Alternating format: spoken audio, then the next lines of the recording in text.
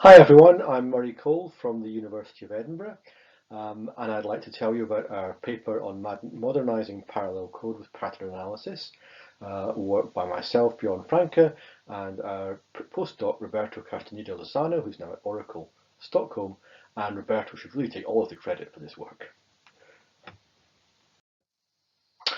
So had we been a little bit braver, this is what we would really have called our paper. We'd have called it Reparallelizing Parallel Programs. Let me tell you a bit about what I mean by that.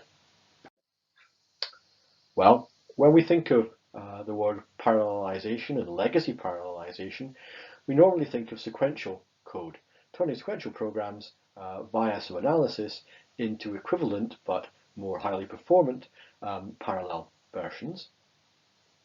We're interested in something slightly different.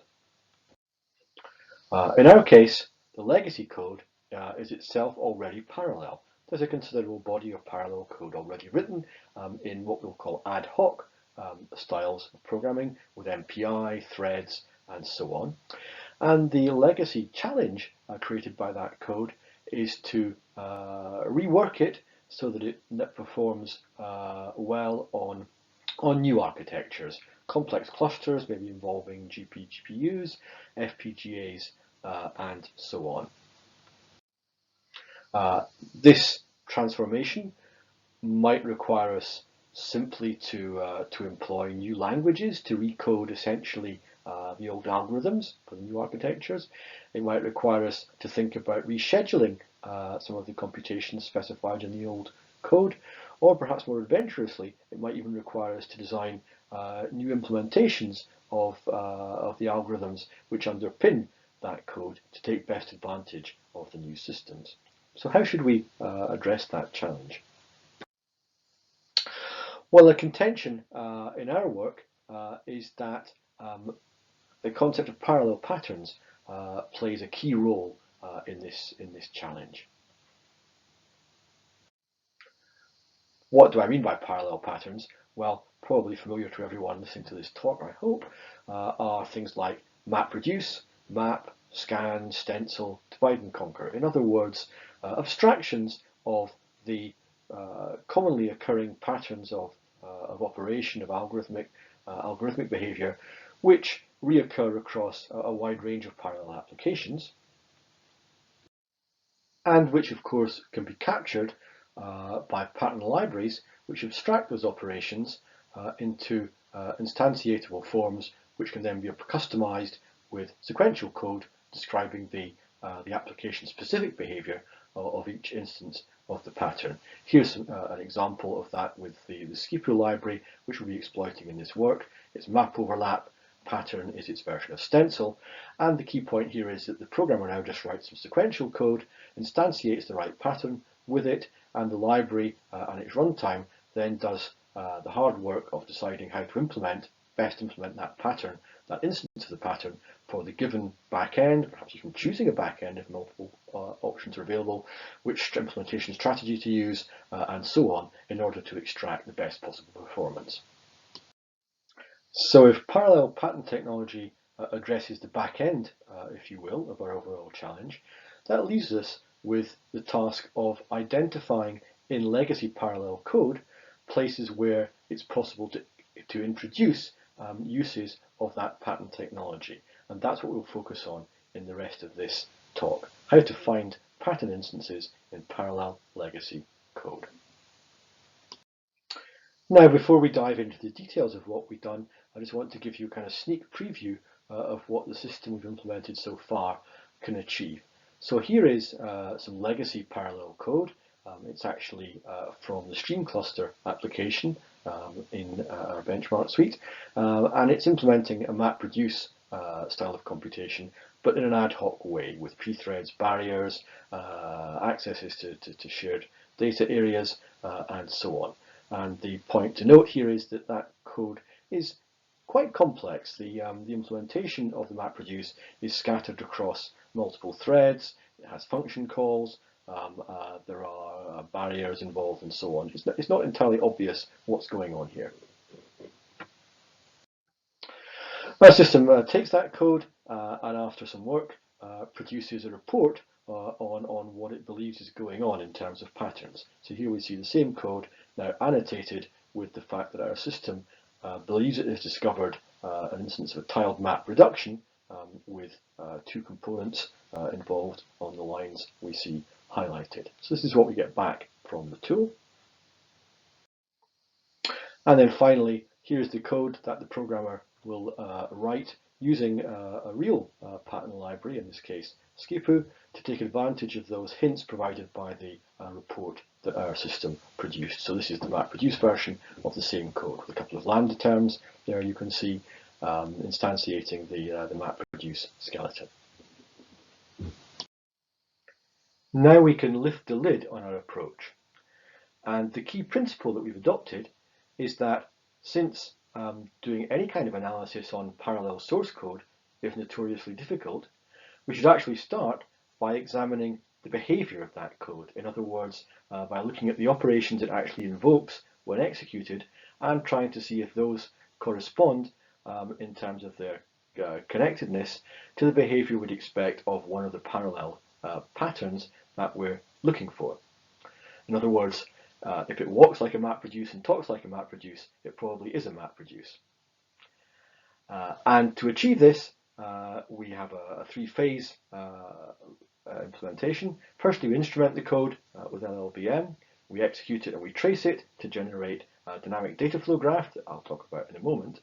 And then we pass that data flow graph to a constraint solver which is implementing a pattern matching technique in the Minizinc constraint language, informed by pre-written definitions of what the patterns that we're trying to find look like and what the constraints that define those are. And of course, you're already shouting at your monitor. If you're working from traces, then surely you're heavily reliant on whether or not you have a representative trace generated from a representative input, and of course that's absolutely true. So since we have to take caution here, since our approach is trace-driven, ultimately our system is going to be a tool in the programmer's toolkit, but the actual confirmation that we've truly found a pattern is going to require to still be given by the programmer. So what do these dynamic data flow graphs look like, and what might the fingerprint of a pattern actually be? Well, here's a concrete example. This is the fingerprint of a three-stage pipeline executing across a sequence of 4 inputs. And what we see here, each node of this graph corresponds to one instantiation, one execution of a statement or an operation in the original code. And the connections, the edges between those instantiations correspond to the transfer of state or data flow between those instantiations. So for example, here in the top to bottom flows, we're seeing the passing of data between executions of one stage to executions of the subsequent stages. And in the left to right flow, we're seeing the transfer of state from executions of one stage to subsequent executions of the same stage. So in other words, this is a characteristic trace or fingerprint of a stateful pipeline. And here's a sketch of another example. This is the characteristic structure of what we call a tiled MapReduce pattern. So there are some maps to begin with, then there are a collection of independent reductions from subsets of those maps, and then finally a last reduction along the bottom, gathering those results together. And to express that to Minizinc, we build up a definition from the bottom. So firstly we have some rules describing what it means to be a pattern in general. We have some, we add to that some rules describing what it means to be an instance of a specific pattern. So here we have the rules for map, for example. And then finally we can compose the rules for map and the rules for reduction to describe the overall tiled MapReduce pattern. So a tiled MapReduce is some maps and some linear reductions and a final linear reduction, all connected together like this, expressed in terms of constraints on the graph. So in an ideal world, we've now solved the problem. We simply trace the new application and we ask the constraint solver to find all the instances of the patterns we've told it about in that trace. Of course, in reality, there are some size issues here, to say the least. Real traces are very big and very messy, and a dynamic data flow graph has very many possible subgraphs, and subgraphs are at the core of our definition of our patterns. Now, I'm not going to have time to talk about our solutions to these problems right now, but I would refer you to the paper for the heuristics that we've implemented to address both of those challenges. Now we turn to the evaluation of our system. And we have two goals in evaluation. The primary one, of course, is to examine our success in correctly identifying instances of patterns in the traces of our applications. And a secondary goal, really by way of confirming that our choice of a pattern library at the back end of our system is a good one, is to confirm that the patterns we actually find can contribute to good performance portability. In our evaluation of pattern identification, we took the current version of our system, which is able to find the range of patterns that you can see listed on the slide. We applied it to 8 applications taken from the Starbench suite, which we should note includes both sequential and parallel pthreads versions of benchmarks. And we know a priori, by examining those benchmarks and by examining the existing p-threaded versions, that those 8 applications collectively contain 42 instances of the patterns that our current system claims to be able to recognize. So what we're going to do is to look at our success in finding those instances and also in not finding false positives and claiming instances where they don't exist. So here's what happened. Here's what happened when we passed those 8 applications with their 42 known pattern instances, a priori known pattern instances, to our system. It found 36 of them. So a recall in machine learning terms, a recall of 86%, which is already pretty good. It also found 50 other instances of patterns, including some interesting nested maps, which could be useful in, particularly say, in GPU parallelizations. So, but which hadn't been exploited by the Starbench programmers. So we found 86% of the patterns that we knew were there and which previous programmers had found there and found and exploited there, and we found 50 others. Not all of them necessarily that useful in the sense of being perhaps rather small scale, but nevertheless some of them were interesting. What happened to the 6 pattern instances that we didn't find? Well, essentially we were able to re-engineer what had gone on in the search, and we discovered that all of those were missed, not really because of fundamental flaws in the basic idea, but simply because of some of the shortcuts we'd taken in our heuristics. So there were, we essentially missed them because some of in particular that iterative pattern finding strategy caused things to happen in our search that meant we simply didn't come across those instances. So that gives us scope to think about improving those heuristics. So now we'll turn to evaluating the precision of our technique. In other words, we'll ask the question, if our system said that it had found an instance of pattern X in one of the applications, was that actually correct? And what we found there was that across the 8 applications, we achieved a precision of 98%. And more precisely, there were 86 instances of claimed patterns found by our system, and 84 of those were actually accurately identified. There were only 2 false positives.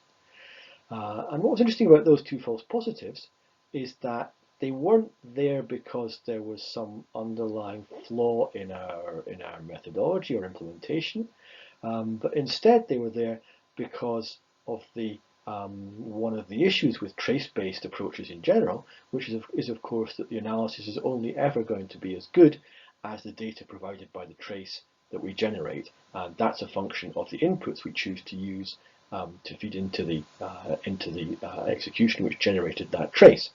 So on both of those those false positives, we simply found that on examination, what had happened was that the inputs we chose, which were the ones that came with the benchmark suite, didn't actually trigger the behavior in the code, which would have revealed that in fact this certain piece of the application wasn't an instance of the claimed pattern. It simply didn't crop up in that for that particular input. And this reminds us, and was just kind of further evidence of our point earlier, that any trace-based mechanism like this is only going to be as good as the input cases that you feed to it, and so therefore it should be treated with caution, really as part of a programmer's assistant. We also took advantage of the fact that the Starbench suite has, for each of its applications, it has sequential as well as parallel versions. So it has a pthreads version and it has a straight C++ version. And we tried the following experiment. We fed both the sequential and the parallel versions of each application into our mechanism. And what was exciting and kind of encouraging was that in each of those pairs of sequential and parallel versions of the same application, it made identical findings on the patterns that it identified and made claims about. And that was really good because it kind of added some validation and some weight behind our hypothesis that what's truly representative of a pattern and a pattern instance is the fingerprint it leaves behind in terms of the data flow invoked when it's actually executed. It's not about how it's represented statically in the structure of the source code, it's about how it behaves. And so finding identical results from what were in some cases quite different structurings of the sequential and parallel code, nevertheless revealing and producing the same underlying DDG, we thought that was really quite a nice result. In terms of execution time for the analysis process, this is still not executing the program, this is still not the performance of the generated code, this is how long it took us to do this analysis. We found nothing too unexpected. The execution time of our analysis was proportional to the data flow graph size, roughly speaking. You can see on this graph plot of the size in terms of nodes in the DDG, and against that the pattern finding time for a range of the applications in the Starbench suite, both the sequential and the parallel versions. And there's a roughly a linear thing going on here, and the actual times are not too bad, ranging up to a few hundreds of seconds, from a few seconds, for quite small instances of the applications, admittedly, but instances which are big enough nevertheless to execute to exercise the code. And of course, the key factor here is that, and again, this is just slightly a hypothesis, that the pattern will be apparent even from quite small instances. We don't need to run 1 million items of data through our application to discover the pattern. We can almost certainly see the pattern just with a handful of items, in fact, and that also turned out to be the case. Now let's turn to the performance portability issue. And as I said at the beginning of this section, this is really more of a confirmation of the fact that once we have patternized code, if you like, once we've abstracted the patterns and used it to restructure the code into a portable form using one of the pattern libraries, to confirm that what we get from that is good performance. And really this is more about exploring the performance of the particular library that we've used, in this case Skepto, as I said. But nevertheless, we that said, we did very well. So here we have the behavior again of stream cluster, in fact, which had 8 pattern instances in it, and we executed that application, the SCEPU patternized version of the application, on 2 contrasting architectures. We've called them the CPU-centric system on the left and the GPU-centric system on the right. Roughly speaking, the CPU-centric system was had quite a strong multi-core CPU and a pretty weak GPU in it, and the GPU-centric system had a much stronger GPU and a relatively weak, I think, 4-core CPU. And so we took the SCEPU version of those applications. We executed it on the 2 architectures. That's the grey bars. And we compared that with the behavior of the legacy code, both threaded code, p-threaded code, and also a CUDA version of the applications that was available to us. And what we can see is that, so looking at the blue and brown bars, the leftmost 2 bars in each of those subsets, the behavior of the legacy code was such that the version generated written for a specific style of architecture performed best out of those 2. So in the CPU-centric system, the legacy threaded code gave a speed up over sequential of about 10, whereas we're running that on that same architecture, that relatively weak in terms of GPU performance architecture, the legacy CUDA code got a speed up of about 2. In contrast, on the GPU-centric system, the GPU, the CUDA code obviously performed better.